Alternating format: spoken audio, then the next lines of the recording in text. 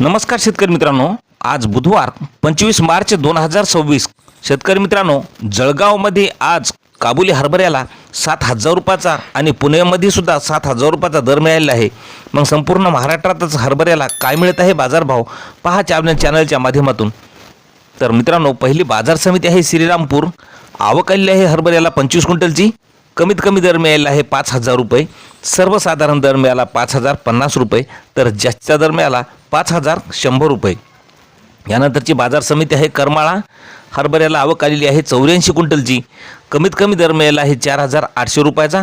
सर्वसाधारण दर 5,000 रुपये. तर जास्तीचा दर मिळाला 5,100 रुपये.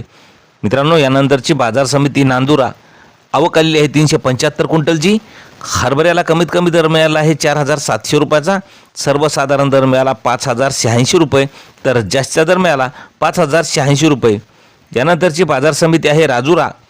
आवक आलेली आहे हरभऱ्याला 252 क्विंटलची. कमीत कमी दर मिळाला आहे 4,905 रुपये. सर्वसाधारण दर मिळाला 5,080 रुपये. तर जास्तीचा दर मिळाला 5,125 रुपये. मित्रांनो, यानंतरची बाजार समिती आहे आष्टी वर्धा. तर या ठिकाणी आवक आलेली आहे हरभऱ्याला 250 क्विंटलची. कमीत कमी दर मिळाला 4,000 रुपये.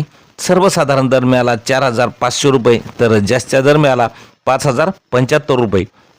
यानंतरची बाजार समिती आहे दोंडाईचा. बोल्ड हरभऱ्याला आवक आलेली आहे 463 क्विंटलची. कमीत कमी दर मिळाला आहे 5,000 रुपये.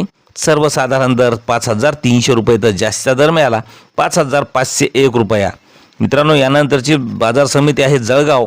चाफा हरभऱ्याला आवक आलेली आहे 23 क्विंटलची. कमीत कमी दर मिळाला 4,760 रुपये. सर्वसाधारण दर 5,140 रुपये. तर जास्तीचा दर मिळाला 5,140 रुपये. यानंतरची बाजार समिती आहे जळगाव मसावत.